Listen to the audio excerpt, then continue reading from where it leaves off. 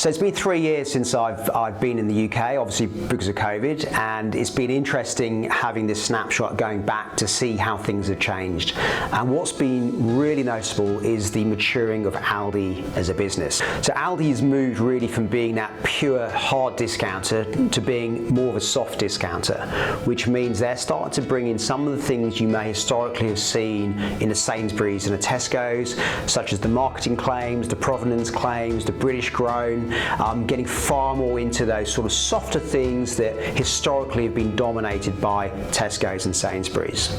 So one of the real interesting things you can see since I was last over there is how ALDI is really trying to dominate that price positioning, the price leadership position out of all of the grocery retailers in the UK.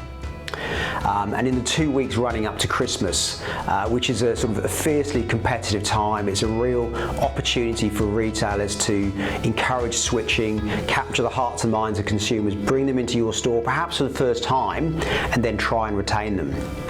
So ALDI had embarked on some very aggressive price promotions, taking the core vegetable lines, which are highly, unexpandable. You can't eat too much of these, the broccoli, the potatoes, the Brussels sprouts, etc., and driving a very strong price messaging of 19p for 2.5 kilos of potatoes, for 500 grams of sprouts, a kilo of carrots, and it goes on.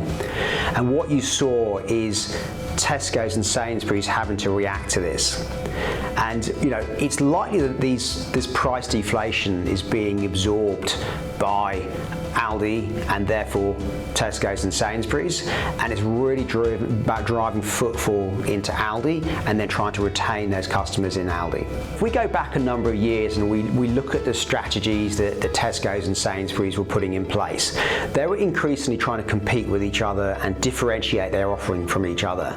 And in order to do that, they essentially inadvertently put a lot more cost into their supply chains. So as their costs increased to drive this difference in their value proposition, it actually left a soft underbelly for ALDI to really come in and dominate that low price position. And I think we can really see that that's now happened. ALDI's come in right under Tesco's and Sainsbury's, and Tesco's and Sainsbury's have been perhaps caught a little bit unawares and said, well, how do we actually now address that? And the lever that's been pulled is obviously price. So they've actually deflated their prices to match ALDI.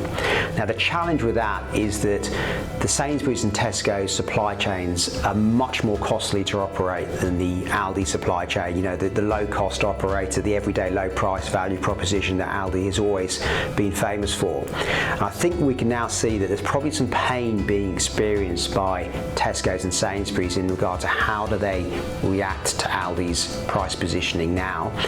And the risk being if they don't react to it, they could lose customers to ALDI on an ongoing basis.